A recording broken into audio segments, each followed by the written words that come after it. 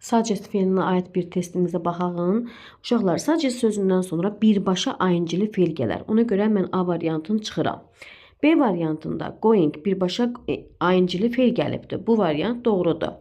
C variantı niyə səhvdir? Əslində suggest sözündən sonra zət gələ bilər. Zətdən sonra subject və feil gəlməlidir. Zətdən sonra subjectimizdir we, amma feil keçmiş zamanda yox, indiki feilin özü, yəni indiki zaman formasında gəlməlidir. Went yox, burada go olsaydı doğru cavab olardı. Və suggest sözündən sonra obyekt gəlməz. Yəni as gəldiyinə görə səhvdir. Birbaşa going gəlsəydi doğru olardı B variantındakı kimi. Y variantında birbaşa feilin özü gəlməz. Ona görə də Y variantını çıxırıq. Əslində siz bilirsiniz ki, suggest sözündən sonra birbaşa ing-li feil gəlir. Yaxud da ki, suggest sözündən sonra zət gələ bilər.